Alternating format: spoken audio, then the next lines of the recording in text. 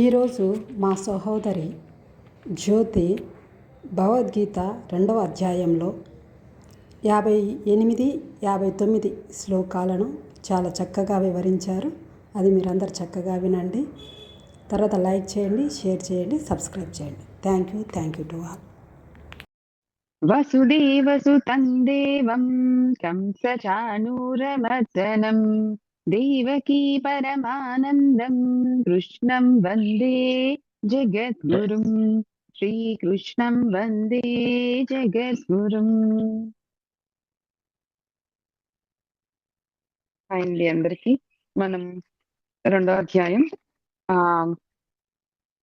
అధ్యాయంలో మనం ఇప్పుడు 59వ శ్లోకం వరకు నేర్చుకున్నామండి. స్థితప్రజ్ఞుని యొక్క విశేషాలను గురించి మనం తెలుసుకుంటూ ఉన్నాము.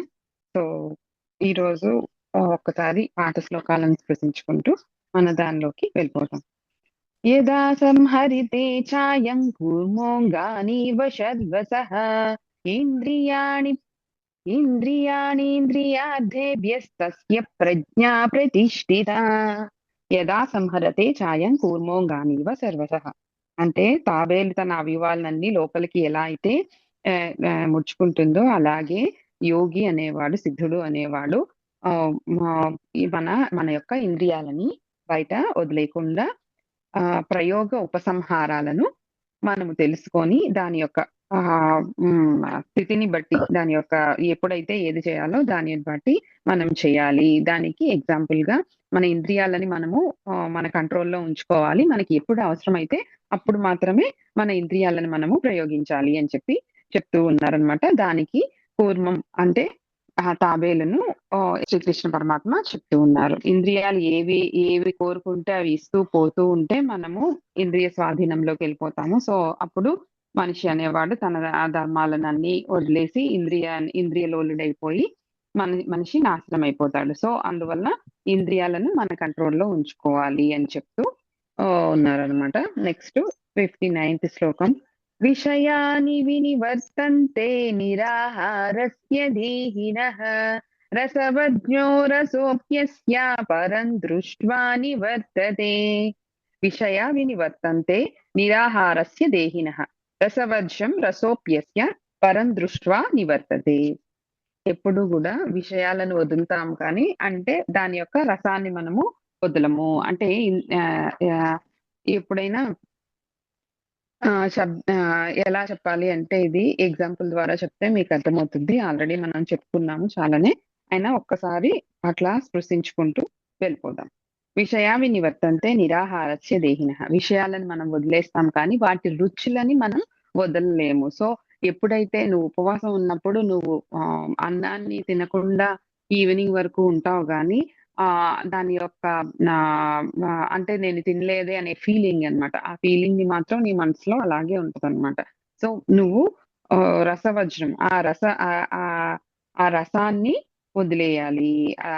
ఆ యొక్క ఆ ఫీలింగ్ ని కూడా నువ్వు వదిలేయాలి. అంటే నేను తినలేదే అనే బాధని కూడా వదిలేసి నువ్వు ఉండగలిగితే అప్పుడు నీ ఇంద్రియాలు అనేది నీ కంట్రోల్లోకి వస్తాయి అని చెప్తున్నారు అనమాట. రసం అంటే దాని మీద ఉన్న ఆసక్తి అనమాట. ఆసక్తిని విడిచిపెట్టాలి. ఎందుకంటే దానికన్నా ఇంకా దీనికన్నా గొప్పది ఏది లేదు అని మనం అనుకున్నప్పుడు మాత్రమే మనం ఆ రసాన్ని అనేది విడిచిపెట్టలేమన్నమాట. సో దీనికన్నా గొప్పది ఒకటి ఉన్నది అని అన్నప్పుడు అదే అదే మన స్థితప్రజ్ఞుడి యొక్క పరమాత్మ ఆనందాన్ని మన యొక్క ఆత్మలో మనము తెలుసుకోవడం అన్నమాట. సో ఆ రుచి మనకి ఎప్పుడైతే ఆ రుచి మనకి తెలిసిందో మనకి ఆకలి కూడా వేయదనమాట. సో ఆకలి వేయినప్పుడు మనము దాని మీద ఉన్న ఆసక్తిని కూడా విడిచిపెడతాం. ఆ యొక్క రసాన్ని కూడా విడిచిపెడతాం అనమాట. అట్లా విడిచిపెట్టిన వాడిని స్థితప్రజ్ఞుడు అని అంటారనమాట. ఇక్కడ సాధకుడు అనేవాడు ప్రయత్నపూర్వకంగా నిగ్రహించుకుంటాడు. మనం ఇప్పుడు సాధన దిశలో ఉన్నాం కాబట్టి మనం ప్రయత్నం చేస్తూ ఉండాలన్నమాట నిగ్రహించుకోవడానికి. అండ్ అదే సిద్ధుడు అయితే ఆయనకి సహజంగానే ఆ నిగ్రహం అనేది వస్తుందన్నమాట. మనం సాధన చేయగా సిద్ధ దశకి చేరుకుంటాము. సో ఆ సిద్ధ దశకి చేరినంత వరకు మన సాధన అనేది చేస్తూ ఉండాలన్నమాట. సిద్ధుడుకు మాత్రము ఆ నిగ్రహణ అనేది తన యొక్క సహజ స్థితిలోనే ఉంటుంది. దాన్నే సంయమనం అంటారనమాట. అదే మనము సాధకుడు అనేవాడు నిగ్రహణం అనేది నిగ్రహించుకోవడం అనేది తన ప్రయత్నపూర్వకంగా ఉంటుంది కాబట్టి దాన్ని నిగ్రహణ అని చెప్పి అంటారనమాట. అండ్ విషయాల మీద శక్తి ఎంతవరకు అంటే మనకి అది బావుంది, ఇది బావుంది అని ఎప్పుడు అనిపిస్తుంది అంటే దానికన్నా ఇంకా మంచిది ఎప్పుడైతే మనం పట్టుకున్నామో అప్పుడు దీని దీనిని కనీసము దాని జోలికి కూడా ఎళ్ళము. అండ్ దాన్ని చూసినా గూడా అట్లా అంటే ఇప్పుడు పంచదార, చక్కెర పొంగలి ఉందనుకోండి. చక్కెర పొంగల్ దగ్గరికెళ్తాం కానీ, ఆ పంచదార దగ్గరికెళ్ళం కదా! సో, ఆ విధంగా మనము దానికన్నా ఉత్కృష్టమైన స్థితి అంటే చాలా మంచి స్థితి అండ్ చాలా మంచి ఫీలింగ్ అనేది ఉన్నది. సో, నువ్వు దాన్ని చేరుకోవాలి అని చెప్పి చెప్తూ ఉన్నారనమాట. అదే ఆత్మలో మనము స్థిరంగా ఉండడం అండ్ ఆత్మలో మనం రమించడం అన్నమాట. సో, ఈ విధంగా విషయాలనే కాదు, విషయాల మీద ఉండే ఆసక్తిని కూడా ఎప్పుడైతే వదిలేస్తావో, అప్పుడే నీకు విష్ణువు యొక్క హృదయము అంటే ఆ అనుభూతి అనేది నీకు తెలుస్తుంది అని చెప్పి చెప్తున్నారనమాట. సో, నాకు ఫస్ట్ ఆ టేస్ట్ తెలిస్తే నేనిది వదిలేస్తాను అనంటే, అలా కాదు. నువ్వు ఫస్ట్ వదిలితేనే ఆ టేస్ట్ తెలుస్తుంది అని చెప్పి చెప్తున్నారు. ఇది ఇక్కడొచ్చి మనము మనకి అనుభవం లేదు కాబట్టి, అనుభవం ఉన్నవాళ్ళు చెప్పింది మనం తెలుసుకొని ఆ రూట్‌లో వెళ్ళగలిగితే మనము ఇంద్రియాలను కంట్రోల్ చేసుకొని మన యొక్క ఆత్మని మన కంట్రోల్‌లో ఉంచుకుంటే ఆత్మస్థితిలో ఉన్నప్పుడు మాత్రమే మనము స్థితప్రజ్ఞులుగా అవుతాము. సో, ఎప్పుడైతే నీ ఇంద్రియాలని నువ్వు కంట్రోల్ చేసుకొని చక్కగా నీ ఆత్మస్థితిలో ఉంటావో అప్పుడు మాత్రమే నీ యొక్క ఆహ్, అంటే స్థితప్రజ్ఞుడు అనే దానికి నువ్వు వెళ్తావు అని చెప్పి చెప్తూ ఉన్నారనమాట. అండ్ ఇంద్రియాలు అన్నీ మనస్సుని పట్టుకుంటాయి గదా! సో, ఇప్పుడు ఇంద్రియాలను మనం నిగ్రహిస్తాము. నిగ్రహించి నెక్స్ట్ స్టెప్ ఏంటి? ఇప్పుడు ఇప్పుడు పిల్లలున్నారు. పిల్లలకి నువ్వు దీంతో ఆడుకోవద్దు. వాడు బొమ్మలతో ఆడుకుంటూ ఉన్నాడనమాట. "నువ్వు దీంతో ఆడొద్దు, నువ్వు దీంతో ఆడొద్దు" అనంటే వాడికి ఏదో ఒకటి ఆడుకోవడానికి ఇవ్వాలి కదా! సో, వాడికి ఏదో ఒకటి ఆడుకోవడానికి ఇస్తే దాంతో ఆడుకుంటాడు. అంతేగాని నువ్వు వాడేది తీసుకున్నా నువ్వది తీసుకుంటూ ఉంటే సో, అప్పుడు దానికోసం ఏం చేయమంటున్నారు అనంటే ఇక్కడ మనకి ఈరోజు శ్లోకమండి. 60థ్ శ్లోకము. ఓకే. యతతో హ్యపి కౌంతేయ పురుషస్య విపశ్చితః ఇంద్రియాణి ప్రమాధీని హరంతి ప్రసభం మనః. ఇక్కడ చెప్తున్నారు. యతతో హ్యపి కౌంతేయ. కౌంతేయ అంటే కుంతీపుత్రుడైన అర్జునుడు కదండీ! కౌంతేయ ఓ అర్జున ఇంద్రియాలు చాలా శక్తివంతమైనది. ఇక్కడ ఇంద్రియాల యొక్క ఇంకా దాని యొక్క శక్తి చెప్తున్నారనమాట. చాలా శక్తివంతమైనవి. ఏలననగా ఆత్మ అంటే నువ్వు ఎంత ఆత్మలో ఉండాలి అని ప్రయత్నించినా కూడా విద్వాంసుడిని గూడా నీ యొక్క ఇంద్రియాలు అనేవి బలాత్కారంగా లాగేస్తాయి. సో, నువ్వు చాలా జాగ్రత్తగా ఉండాలి అని చెప్పి చెప్తున్నారు. ఇక్కడ మనకి మన శత్రువు ఎంత బలమైన వాడో తెలిస్తే అప్పుడు మనం మన యొక్క సోల్జర్స్‌ని ట్రైన్ చేస్తాము. అండ్ ఎగ్జాంపుల్ చెప్పాలంటే క్రికెట్. క్రికెట్‌లోని ఎప్పుడు గూడా చూడండి వాళ్ళు ఫస్ట్ వీళ్ళు బౌలింగ్‌కి అంటే మన టీమ్ వెళ్ళినప్పుడు వచ్చే టీమ్ వాళ్ళ యొక్క వాళ్ళు ముందర మ్యాచెస్ ఎట్లా ఆడారు? అండ్ వాళ్ళ మ్యాచెస్ ఆడినప్పుడు ఏ మిస్టేక్స్ చేశారు? ఎవరిని ఎక్కడ మనము గ్రిప్ చేసుకోవాలి అనే దాని కోసం అన్నీ ఫస్టే చూస్తారనమాట చాలా వరకు. సో, ఆ విధంగా నువ్వు నీ ఇంద్రియాలను గురించి పూర్తిగా తెలుసుకున్నావు అనంటే అప్పుడే గదండీ! ఏదైనా ఒక విషయం గురించి, ఒకరి గురించి మనకి పూర్తిగా తెలిసినప్పుడే మనం వాళ్ళతో ఎట్లా బిహేవ్ చేయాలి అండ్ వాళ్ళకి ఏది నచ్చుతుంది. అండ్ ఎవరైనా మన ఇంటికొచ్చినప్పుడు గూడా వాళ్ళకి నచ్చింది వాళ్ళు హ్యాపీగా ఉండాలి అనంటే, వాళ్ళకి నచ్చింది పెడితే వాళ్ళు హ్యాపీగా ఉంటారు. సో, అప్పుడు మనము వాళ్ళకి నచ్చింది ఏది అని తెలుసుకోవాలి. సో, అదే విధంగా ఇక్కడ ఆహ్, యతతో హ్యపి కౌంతేయ పురుషస్య విపశ్చితః. ఈ ఇంద్రియాలు అనేవి చాలా బలవంతమైనది. విపశ్చితః అని చెప్పడంలో చాలా ఇంద్రియాల యొక్క బలం గురించి చెప్తున్నాడనమాట. విద్వాంసుడినైనా కూడా ఇంద్రియాలు హరించేస్తాయి, లాగేస్తాయి. సో, ఈ ఇంద్రియాలనేది చాలా జాగ్రత్తగా ఉండాలి. ఇంకా విద్వాంసుడినే లాగేసినప్పుడు సామాన్య మానవుల గురించి మరి మనం చెప్పనవసరం లేదు. సో, అలాంటి ఇంద్రియ నిగ్రహానికి నువ్వు ప్రయత్నించినప్పుడు నువ్వు చాలా జాగ్రత్తగా ఉండాలి అని చెప్పి చెప్తూ ఇక్కడ మనకి ఒక స్టోరీ ఉందండి. ఇక్కడ జరిగిన స్టోరీ కాదు, కానీ మనకి చెప్తారనమాట. వ్యాస భగవానుడు అండ్ జైమిని. ఇదే ఈ స్టోరీ జరిగింది కాదంట, కానీ మామూలుగా చెప్తారు. అండ్ దాంట్లో కూడా రాసిందనమాట. బలవాన్ ఇంద్రియ గ్రామో విద్వాంసమపి కర్షతి. ఇక్కడ వ్యాస భగవానుడు జైమిని మాట్లాడుకుంటున్నప్పుడు ఆ వ్యాస భగవానుడు వచ్చి ఇలా రాశారంట. బలవాన్ ఇంద్రియ గ్రామో విద్వాంసమపి కర్షతి. అంటే చాలా బలవంతమైనవి ఇంద్రియాలు విద్వాంసుని సహితం లాగేస్తాయి అని చెప్పి చెప్తారనమాట. చాలా బలవంతమైనది అని చెప్తే వ్యాస భగవానుడు చెప్తే జైమిని ఏమో లేదు లేదు, విద్వాంసుడిని ఎలా లాగుతాయి, విద్వాంసుడికి అన్నీ తెలుసు కదా, సో ఆయన్ని లాగేదానికి ఛాన్స్ లేదు అని చెప్పి చెప్తారనమాట. ఓకే, అయితే బలవాన్ ఇంద్రియ గ్రామో విద్వాంస నాపకర్షతి. అంటే నాప అంటే లాగలేవు అని చెప్పి రాసేయమంటావా అని అడిగితే రాసేయండి విద్వాంసుని ఎట్లా లాగుతాయి అని చెప్పి చెప్తారనమాట. సో అలా అని ఆ శ్లోకాన్ని ఫినిష్ చేసి వెళ్ళిపోతారంట. వెళ్ళిపోతే అప్పుడు ఆ రోజు రాత్రి చాలా పెద్ద వర్షం పడుతుందంట. సో ఈ జైమిని ఉన్న ఆ కుటీరంలోకి ఇంకా చాలా పెద్ద వర్షం పడితే ఇంకా ఒక ఆవిడ ఎవరో ఇంకా బాగా వర్షం పడుతుంది గురువు గారు, సో నేను ఇక్కడ ఉండొచ్చా కొంచెం వర్షం తగ్గినంత వరకు అని చెప్పి అడుగుతారంట.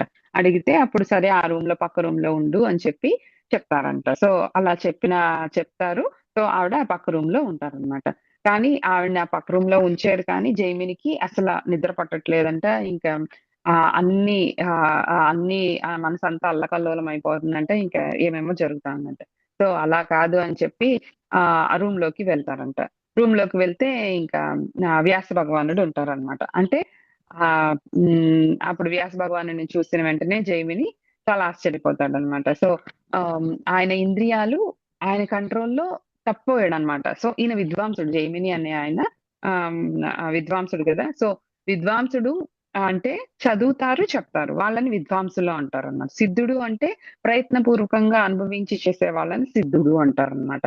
సో ఆ విధంగా విద్వాంసుల్ని కూడా అంటే ఉన్నది ఉన్నట్టు బుక్ లో ఏది ఉందో అది ఉన్నది ఉన్నట్టు అంత చక్కగా పాండిత్యం ఉన్న విద్వాంసుల్ని కూడా ఇంద్రియాలు లోబడిపోయాయి. అంటే ఆయన ఎందుకు ఆ రూమ్ లోకి వెళ్ళారు, ఆయన ఒక క్షణం ఆయన లోబడిపోయారు అనమాట. సో ఆ విధంగా అప్పుడు ఇంకా మన వ్యాస భగవానికి నమస్కారం పెట్టి ఇప్పుడు రాయొచ్చా నేనైతే బలవాన్ ఇంద్రియ గ్రామో విద్వాంసం అపికర్షతి అని చెప్పి. అంటే రాయండి మహాప్రభు, నాకు ఈ విధంగా మీరు తెలియజేశారు, చాలా సంతోషం అని చెప్పి చెప్తారనమాట.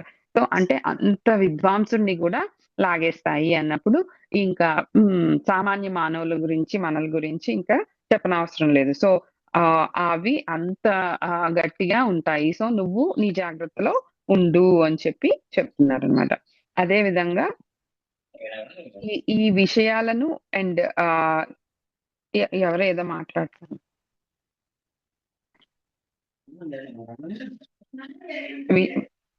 ఈ విషయాలను అండ్ విషయ వాసనలను ఈ రెండిటిని కూడా నువ్వు ఎప్పుడైతే వదిలిపెడతావో అప్పుడే నువ్వు ఆత్మస్థితిలో ఉండగలుగుతావు అని చెప్పి చెప్తున్నారనమాట. ఈ శ్లోకం విద్వాంసుల యొక్క మనస్సును అండ్ ఇంద్రియాలను బలాత్కారంగా లాగేస్తుంది. సో నువ్వు అలా బలంగా లాగేస్తుంది, సో నేను కంట్రోల్ చేసుకోలేను అని చెప్పి నువ్వు అధైర్య పడిపోవాల్సిన అవసరం లేదనమాట. సో నీకు వాళ్ళ బలం తెలిసింది కాబట్టి నువ్వు నీ బలాన్ని సమకూర్చుకో. ఓకే, అండ్ ఇక్కడ నీ బలం ఏంటి, ఇంద్రియాలను బలాత్కారంగా లాగేస్తుంది కాబట్టి నీ బలం ఏమిటి, సమధమములు అని చెప్పి చెప్తారనమాట. అది సాధన సంపత్తి వలన వస్తుంది. అండ్ మనస్సు బుద్ధి నీ కంట్రోల్లో ఉంటే ఇంద్రియాలు అనేది నీ కంట్రోల్లో ఉంటాయి. సో మనస్సు బుద్ధిని నీ కంట్రోల్లో ఉంచుకొని నీ శత్రువులతో పోరాడగలిగినటువంటి ఒక స్థితిని నువ్వు చేరుకోవాలి అని చెప్తూ ఉన్నారనమాట. ఇక్కడ విపశ్చిత అంటే పాండిత్యం కలవారైనటువంటి పాండిత్యం ఉన్నవారిని ఇంద్రియాలను ఎప్పుడు పాండిత్యం ఒక్కటే సరిపోదనమాట, సిద్ధుడు అవ్వాలి. పాండిత్యం ఉంటే వాళ్ళని వేధిస్తుంది అనమాట. అనుభవ జ్ఞానం ఉన్న వాళ్ళని మాత్రమే ఇది స్పృశించకుండా ఉంటదన్నమాట. సో పాండిత్యం ఒక్కటే సరిపోదు, నీకు అనుభవ జ్ఞానం కూడా ఉండాలి. అంటే నువ్వు దాని గురించి తెలుసుకున్నాక దాన్ని ప్రాక్టీస్ చేయాలి అని చెప్పి చెప్తున్నారనమాట. ఇంతవరకు శత్రువుల యొక్క బలం ఎలాంటిదో మనకు తెలియనందువలన మనము కొంచెం సర్లే కానీలే అన్నట్టు ఉన్నాము. సో, వాళ్ళ బలం తెలిసింది కాబట్టి ఇక మీదట నువ్వు చాలా అటెంటివ్‌గా ఉండాలి అన్నట్టు ఇక్కడ మనకి చెప్తూ ఉన్నారనమాట. సో, ఆ విధంగా మనకి 60థ్ శ్లోకము చెప్తూ ఉన్నారు. ఎవరైనా దీనికి ఏదైనా యాడ్ చేస్తారండి?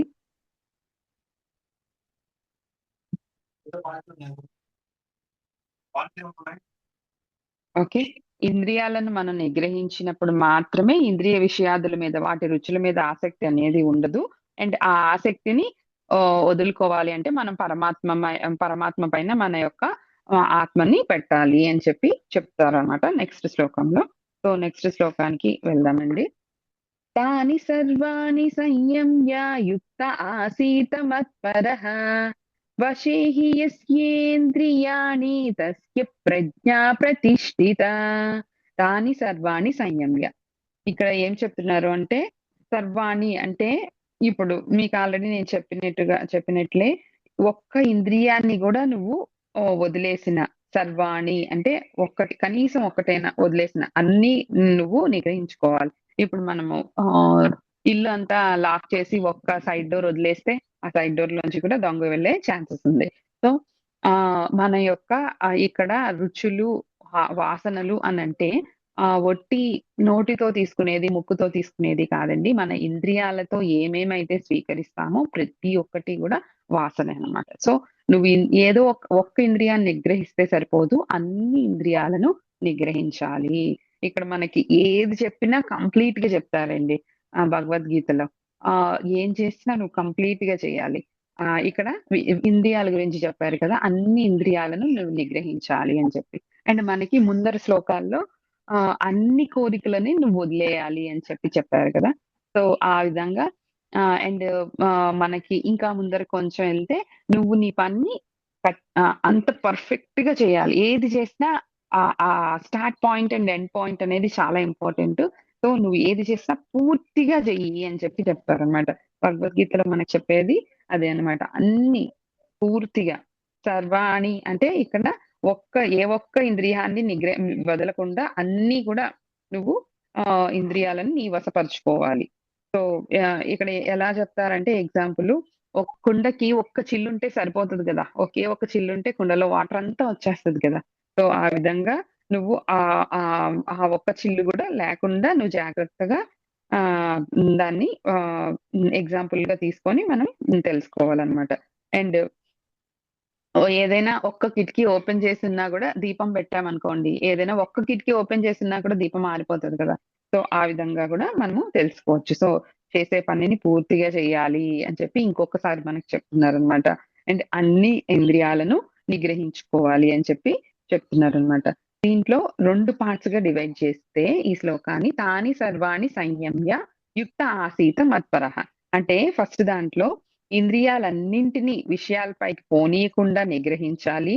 అండ్ వశేహి యస్యేంద్రియాని తస్య ప్రజ్ఞ ప్రతిష్ఠిత. అలా ఎవరైతే తన ఇంద్రియాలను తన కంట్రోల్‌లో ఉంచుకుంటారో వాళ్ళ ప్రజ్ఞ మాత్రమే ప్రతిష్ఠిత అంటే ఆహ్, హ్మ్.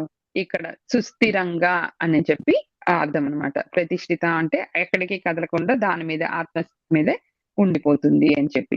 అండ్ మీకు ముందర నేను చెప్పినట్లు ఇక్కడ ఆహ్, అంటే ప్రతీదీ అంటే నువ్వు ఇంద్రియాలు నిగ్రహించు అంటే అలా కూర్చొని ఏ పని చేయకుండా నేను నా ఇంద్రియాలు నిగ్రహిస్తున్నానంటే కుదరదు కదా! మనకి చాలా పనులుంటాయి. సో, అన్నీ చేసుకోవాలి. అండ్ అలా మనము ఎక్కువ చేసినా గూడా మన కంట్రోల్ తప్పిపోయే ఛాన్సెస్ చాలా ఎక్కువున్నాయన్నమాట. సో, దానికి గూడా ఏదో ఒక ఆలంబన అంటే దానికి గూడా ఏదైనా కావాలన్నమాట. సో, నువ్వు పిల్లలు చాలా అంటే అది షార్ప్‌గా ఉంది.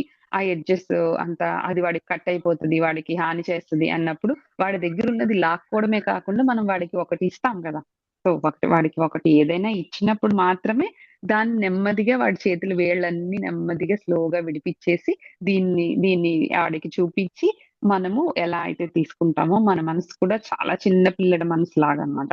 సో, అంత చిన్న బేబీకి మనం ఎట్లయితే హ్యాండిల్ చేస్తామో, మన యొక్క మనసు, మన యొక్క బుద్ధిని కూడా అట్లే హ్యాండిల్ చేయాలి. ఈ ఇంద్రియాలన్నీ నీ కంట్రోల్‌లో ఉండాలి అంటే, నీకిదిగో నేనిది ఇస్తున్నాను అని చెప్పి చెప్తా ఉన్నానన్నమాట. వసే అదే ఏమివ్వాలి అంటే, మనస్సుని మనం భగవంతుడి మీదే లగ్నం చేయాలి అని చెప్తూ ఉన్నారనమాట.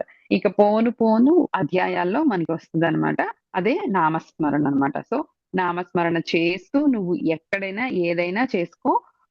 అప్పుడు నీ ఇంద్రియాలనేది నీ కంట్రోల్‌లో ఉంటాయి అని చెప్పి చెప్తారనమాట. సో, ఆహ్, ఇ దీనికి అక్కడ కనెక్షన్ అనేది వస్తదనమాట.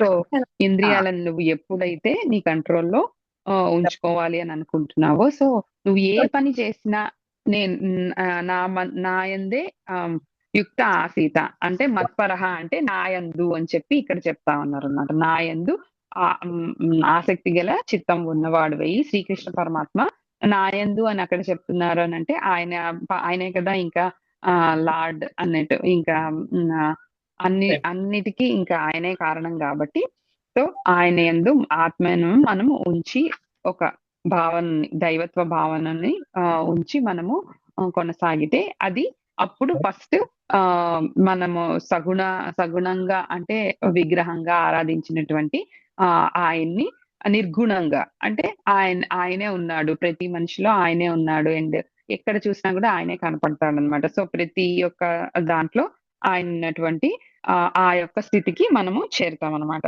సో, ఫస్ట్ మనం పట్టుకోవాల్సింది శ్రీకృష్ణుడి యొక్క దివ్యమంగళ స్వరూపం అన్నమాట. సో, ఆయన దాని మీద కాన్సంట్రేట్ చేసి మన యొక్క ఆహ్, హ్మ్, ఆహ్, చదవడము ఇవంతా విద్వాంసుడు అంటే ఇంకా శ్రవణము అండ్ మననము. ఈ శ్రవణము, మననము చేస్తూ నిధిధ్యాసనలో శ్రవణము, మననము చేస్తూ ఉండాలన్నమాట. ఈ 2 చేస్తూ మనం మన యొక్క ఆత్మలో ప్రతిసారి ఏది కరెక్ట్, ఏది రాంగ్ అని ఆలోచిస్తూ దాన్ని గురించి ఆలోచిస్తూ ఉన్నప్పుడు మాత్రమే మనం సగుణం నుంచి నిర్గుణంకి ఎళ్తామనమాట. సో, ఎప్పుడైతే ఆ నిర్గుణానికెళ్ళామో అప్పుడు ఆ నిర్గుణం నుంచి మనము మన యొక్క ఆత్మని చూడగలుగుతాము అని చెప్పి చెప్తున్నారనమాట.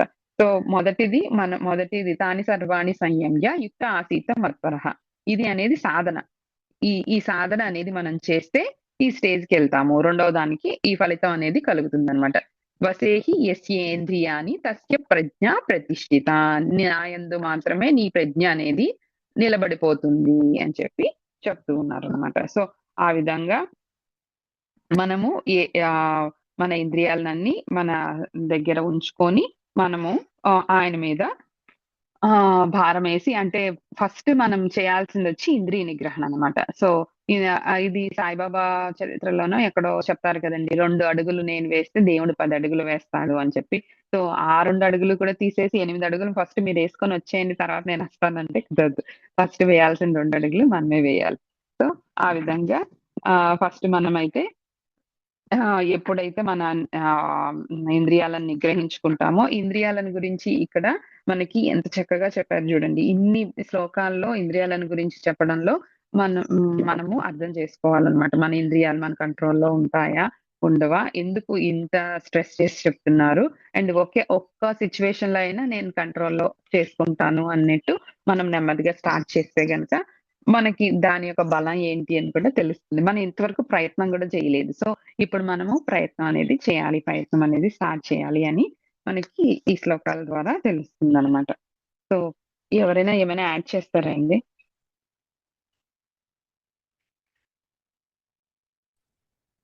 ఎవరికైనా ఇప్పటి వరకు డౌట్స్ కానీ ఏమన్నా ఉన్నాయా? ఏమన్నా యాడ్ చేస్తారండి? ఏం లేదు జ్యోతి. ఓకే. అయితే ప్రయత్నపూర్వకంగా మనం జ్యోతి, ఎప్పుడైతే 1 second. చేస్తామో అటు ఇటు చెదిరిపోతూ ఉన్న ఇంద్రియాలను జ్యోతి, ఆసీత అంటే కూర్చోపెట్టి నా యందు పరుడవై నన్నే జ్యోతి. లక్ష్యంగా చేసుకొని నీ జీవితానికి పరమార్థ లక్ష్యం చెప్పనివ్వండి ఏంటో సుకన్య, తెలుసుకో. చెప్పనివ్వండి. నీ జీవితానికి ఏదైతే ఎక్సలెన్స్ పాయింట్ అన్నమాట. ఏదైతే నీ జీవితానికి పరమార్థమో తెలుసుకున్నప్పుడు మాత్రమే ఇంద్రియాలు నిగ్రహణ చేయగలవు. అదే నేను కూర్చొని చేస్తాను అంటే అది నిగ్రహణ అనేది అవ్వదన్నమాట.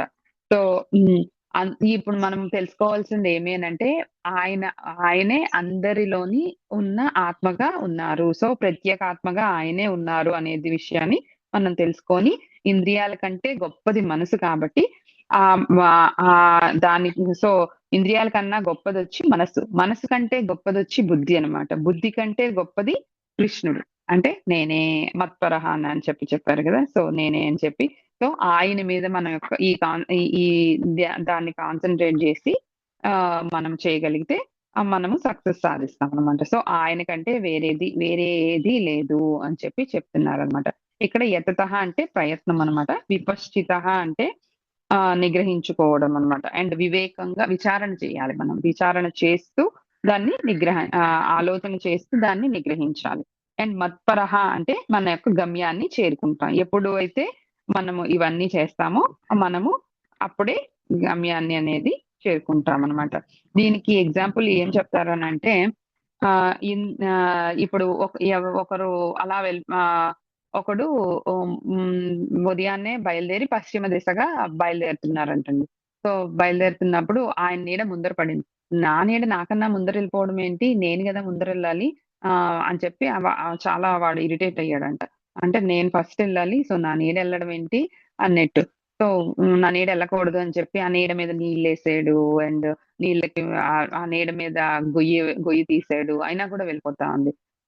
ఇంకా వాడు ఏమేం చేయాలో అన్ని రకాలు చేశాడనమాట. సో అయినా కూడా వెళ్తానే ఉందనమాట. తనకన్నా ముందర తన నీడెళ్తుంది. కానీ తనకది నచ్చలేదు.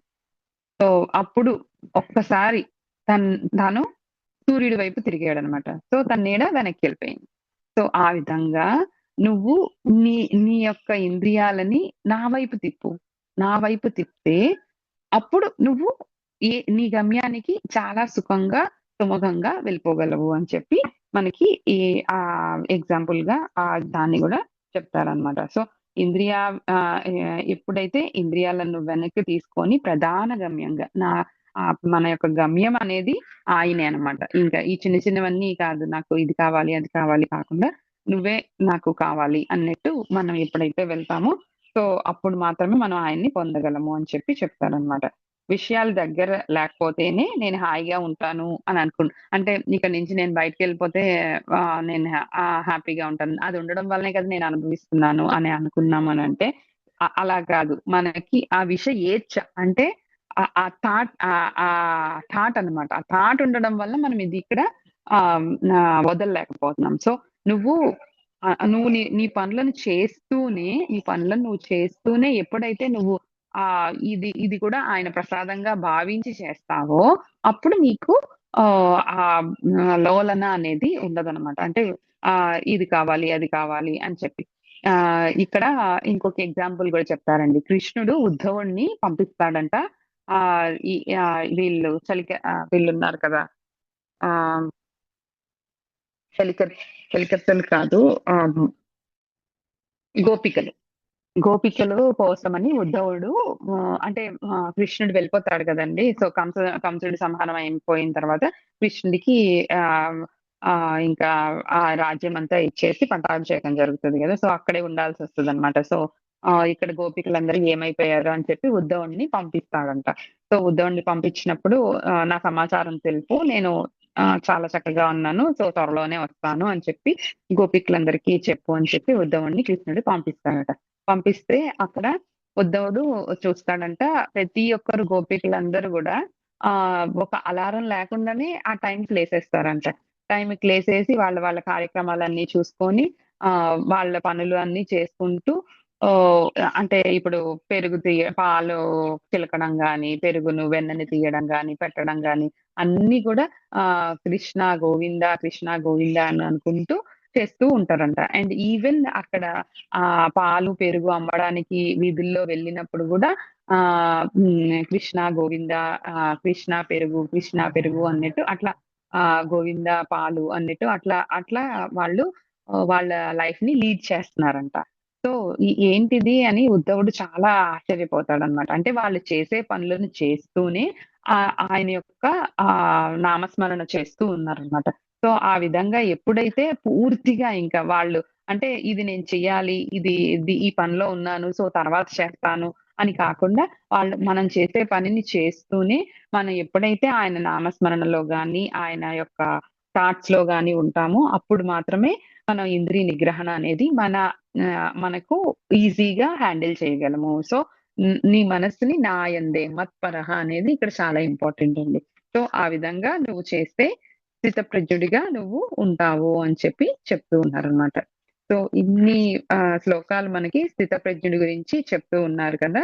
ఇప్పుడు ఎలా ఉంటే బాగుపడతావు అనేది చెప్పారు. సో, ఇప్పుడు ఎలా ఉంటే నువ్వు చెడిపోతావు అనేది గూడా మనకి చెప్తున్నారనమాట. నెక్స్ట్ 60-63 వచ్చి మనకి ఈ 2 శ్లోకాలు నువ్వు ఎలా ఉంటే చెడిపోతావు. ఇన్ గత ప్రజ్ఞుడు అని చెప్పి చెప్తారనమాట. అంటే మనకి మామూలుగా పిల్లలకి గూడా చూడండి నువ్వు ఇది చేస్తే నీకు ఫస్ట్ ర్యాంక్ వస్తదిరా, నువ్వు ఇలా చదవాలి, ఇది చదివితే ఇది చేయొచ్చు అని చెప్తూ ఉంటాం. ఒకసారి కోపం వచ్చిందనుకోండి, నువ్వు ఇట్లా అయిపోతావు, నువ్వు ఇలా చదవకపోతే ఇలా అవుతావు అని కూడా చెప్తూ ఉంటాం గదా! సో, ఆ విధంగా అది గూడా తెలిస్తే అప్పుడు ఇంకా ఎంత పర్ఫెక్ట్‌గా మనము చదవాలి అండ్ పైకెళ్ళాలి అనేది గూడా తెలుస్తది కదా! సో, ఆ విధంగా నువ్వు ఎలా పడిపోతావు గత ప్రజ్ఞుడు అంటారండి. సో, గత ప్రజ్ఞుడు ఎలా ఉంటాడు అనేది మనకి ఇక్కడ శ్లోకాలు చెప్తూ ఉన్నారనమాట. సో, గత ప్రజ్ఞుడి యొక్క శ్లోకాలను గురించి కూడా మనము ఒక 4 శ్లోకాలుంటాయి. సో, ఇవి గూడా అయిపోయిన తర్వాత ఇవి గూడా మనం తెలుసుకుందాం. సో, ఎవరైనా ఏదైనా యాడ్ చేస్తారా అండి? సార్ ఎళ్ళిపోయారా సార్? జ్యోతి మ్యామ్ ఇంద్రియ నిగ్రహం గురించి చెప్పారు. వేళ మధ్యలో క్లాస్ వేణి గారు మీరు మ్యూట్ లో ఉన్నారా లేదు తెలియలేదు. వాయిస్ అయితే వినపడట్లేదండి. మాట్లాడుతున్నారు ఏం వినపడలేదు. తను అన్మ్యూట్ లోనే ఉన్నారు అన్మ్యూట్ జ్యోతి. చేసి మాట్లాడండి. తను అన్మ్యూట్ లోనే ఉందమ్మా జ్యోతి. వేణి గారు చెప్పండి. నా వాయిస్ వినపడుతుందండి ఇంతకీ? వినిపిస్తుందిరా, వినిపిస్తుంది. హలో మా వాయిస్ వినిపించట్లేదా నీకు? హలో సుకన్య, మన వాయిస్ తనకి వినిపించట్లేదు. ఓకే. చూస్తున్నాను.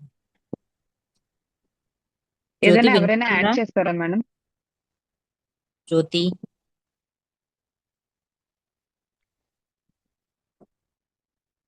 మనోదర మ్యామ్ ఏమైనా చెప్తారా?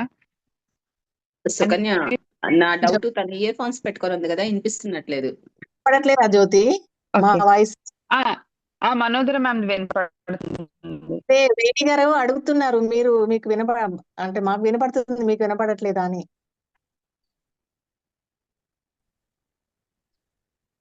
ఏమంటారండి?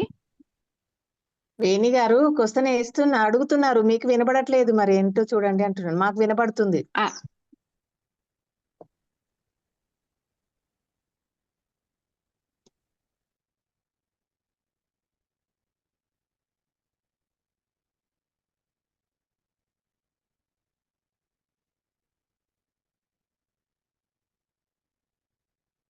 వేణి గారి వాయిస్ ఒకటే వినపడట్లేదు నాకు. మిగతా అందరూ వినిపిస్తున్నాయా? హలో హలో ఇప్పుడు ఓకే. తనకి ఎవరి వాయిస్ వినిపించట్లేదమ్మా, ఇయర్ ఫోన్స్. అదే జ్యోతి ఇప్పుడు ఓకే మేడం, చెప్పండి. ఇప్పుడు ఓకే. వేణి గారు చెప్పండి. వేణి గారిది ఒక్కటే నాకు వినపడట్లేదు, మిగిలిన వాళ్ళందరిది వినపడుతుంది. ఇందాక ఎవరి వినిపించలేదు నీకు? ఇందాక మధ్యలో మనోదర మ్యామ్ మాట్లాడింది వినపడింది, అందుకే నేను వీడియో కూడా ఆఫ్ చేసేసాను. సో ఇప్పుడు ఏమైనా వినపడుతుందేమో. వేణి గారు ఏమడిగారు చెప్పు. అదే మ్యామ్, మీరు ఇంద్రియ నిగ్రహం గురించి చెప్పినప్పుడు క్లాస్ లో అంత డీప్ గా చెప్తే అందరూ ఎవరు పిలిచినా వినిపించట్లేదు అనుకుంటా మీకు.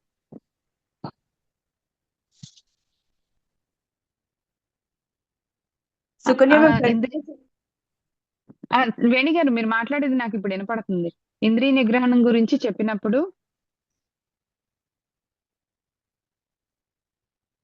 హలో వేణి గారు చెప్పండి. జ్యోతి చెప్పారు. ఇందాక మేము పిలుస్తుంటే వినపడలేదురా నీకు? ఇప్పుడు వినపడుతుంది.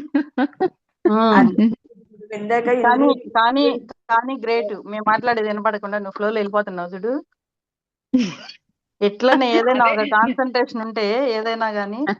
ఇప్పుడు ఇంద్రియ నిగ్రహం అంటే ఏదైనా కావచ్చు. ఇప్పుడు మనం టీవీలో సీరియల్స్ వస్తున్నాం అనుకోరా, ఆ సీరియల్స్ మనం చూడకూడదని గట్టిగా నిర్ణయం చేసుకోవటము, అలాంటి ఆ టైంకి మళ్ళా మనకి అది గుర్తొస్తుంది. అయ్యో ఇది చూడలేదే, వాడు ఏమవుతున్నాడు, వీడికి ఇది ఏం చేస్తున్నారు. అట్లా కాదు, వాటిని కూడా వద్దు అనుకున్న పని మనం ఇది చేయొద్దు అనుకొని మనం ఆ మాట కట్టుబడి ఉండడం కూడా నిగ్రహమే అవుతది. కాబట్టి పెద్ద పెద్ద ఆ విషయాలైనా కాపోయినా చిన్నవైనా సరే నేనేమంటానంటే ఇది వద్దు, ఇది కావాలి అని వేరియేషన్స్ మనకు తెలిసి ఇది నిగ్రహంగా మనం ఉండాలి అంటేనే మనము ప్రగతికి మెట్లు ఎక్కుతున్నట్లే. మనం కొంచెం అంతే. జ్ఞానం ఉంది మనకి అని ఆ అర్థము. అది ఇందాక ఇంద్రియ నిగ్రహం అన్నప్పుడు మేము పిలిచాము. అందరం పిలుస్తుంటే వెనకాల వెళ్ళిపోతున్నావు. ఇంకందుకని మేము మీట్లో పెట్టుకున్నాంరా. మంచిగా అవునా? చెప్తున్నావు. థ్యాంక్ యూ తల్లి. ఉమ్. ఇందాక థ్యాంక్ వేణి యూ గారు ఆంటీ. అక్కడ మీరు చెప్పిందంతా కరెక్టే ఆంటీ. అక్కడ ఏం ఉమ్. చేయాలి అనంటే, ఉమ్. ఇప్పుడు మనం చూడకూడదు అన్నప్పుడు మన మనసు అటే వెళ్తది. అదే రసోప్యస్య. అంటే దాని మీద ఆసక్తి అనేది మనం వదలలేదు. దాన్ని చూడకుండా వదిలేసాము. కానీ దాని మీద ఆసక్తి వదలలేదు. సో, ఆ ఆసక్తి పోవాలంటే ఏం చేయాలి అంటే, మీరు ఆ టైంని ఇంకా బిజీ చేయాలి. ఆ టైంలో మీరు ఇంకేదైనా వర్క్ పెట్టుకోవాలన్నమాట. నేను ఈ టైంలో ఈ వర్కే చేస్తాను అని చెప్పి. సో, నీకో మాట తెలుసా అట్లా మీరు ఆ! మన నిర్ణయం అనేది దృఢంగా ఉంటే ఆలోచనలు మళ్ళీ అటు పోవు. వద్దు అనుకున్నాం కదా, అట్లాంటప్పుడు ఎందుకు? ఇప్పుడు హెల్త్ బాగాలేదు, ఫలానివి తినకూడదని చెప్పారు. అవి మనకు హ్మ్. ఆరోగ్యం బాగలేదు, అవి తినకూడదు, ఇంకంతే, తింటే ఇది అవుతుంది, ఎందుకు ఆలోచించొద్దు అని మనకు మనసుకు మనం చెప్పుకుంటాము. ఇప్పుడు మనం ఆ! వాటి మీదే మళ్ళీ ధ్యాస పెట్టుకున్నాం అనుకో, అది నిగ్రహం ఎట్ట అవుద్ది? ఇంకా ఆలోచనలు అట్లా అవుతున్నట్టే ఆ! అవుతాయి. ఆ! అదే. ఆ రసాన్ని ఉమ్. గూడా విడిచిపెట్టాలి. ఆ ఒట్టి ఆ ఒక్క దాన్నే గూడా అది ప్రతి సిట్యుయేషన్‌లో అంతనమాట. మీరిప్పుడు చెప్పినట్టు వదిలేసింది మళ్ళా తలుచుకోకూడదనమాట. తలుచుకొని చెప్తే ఇప్పుడు ఒక గురువుగారి దగ్గరికి ఒకాయన వచ్చి నేను అహంకారాన్ని విడిచిపెట్టేసానండి అని చెప్పి చెప్తాడంట. నువ్విలా చెప్పడం గూడా ఒక అహంకారమే నాయన అని చెప్పి చెప్తారనమాట గురువు. సో, అలాగా మనం అది విడిచిపెడుతున్నాము అని ఒక ఆలోచన గూడా లేకుండా అంత ఫ్రీగా విడిచిపెట్టేయాలన్నమాట. సో, దాని వైపు మళ్ళీ మనసు వెళ్ళకూడదన్నమాట. సో, అలా ఎప్పుడైతే మనం వెళ్ళగలుగుతామో అప్పుడు సిద్ధ స్థితికి వెళ్తామన్నమాట. ఇక్కడ గోపికలొచ్చి ఆహ్, నేను తలుచుకోవాలి అని ఇంటెన్షనల్‌గా ఆయన్ని తలుచుకోవట్లేదు. ఆయన మీద అంత ప్రేమన్నమాట. సో, ఏ పని చేసినా గూడా ఆయన్ని తలుచుకుంటూ చేస్తారన్నమాట. సో, ఆ విధంగా మనం ఆ స్థితికి వెళ్ళాలి అంటే ఫస్ట్ హ్మ్. మన యొక్క శత్రువులు అంత గొప్పోళ్ళు గాబట్టి వాళ్ళని మనం జయించడానికి కావాల్సిన పనిముట్లు మనం గూడా సిద్ధం జేసుకోవాలి. అంతే ఇంకేం లేదు. Thanks aunty. Thanks for participation. అదే ఎవ్వరు ఏం మాట్లాడట్లేదేంట్రా సార్ లేకపోవడం వల్లే అని అనుకుంటాను. అడిగారు క్వశ్చన్ అది క్లియర్ ఏ క్లియర్ ఏ వేణి గారు క్వెషన్? ఏదో అసలు అడిగారు. నాకు క్వెషనే వినపడలేదండి.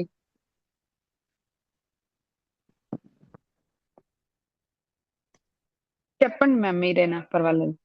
అదే నాకు కూడా క్లారిటీ రాలేదని మళ్ళీ అడుగుతున్నాను క్వశ్చన్. వేణి గారు లేనట్టున్నారు. వేణి గారు క్లారిటీ వచ్చింది మేము అరుణ మేడం, నేనేం అడగాలి అది అడిగేశారు. ఓకే. ఓకే. కానీ చాలా బాగా చెప్పారు. మీరు చెప్పే కాన్సన్ట్రేషన్ అదే అంటున్నాను. మీకు అది దాంట్లో డీప్ గా వెళ్ళిపోయారు కదా, ఎవరు పిలిచినా ఎవరు చేసినా ఏమి కాన్సన్ట్రేషన్ ఇక్కడ లేదు. అక్కడ మొత్తం డీప్ గా క్లాస్ లోకి వెళ్ళిపోయారు. Thank you madam. నిజం చెప్పాలంటే వినపడలేదు.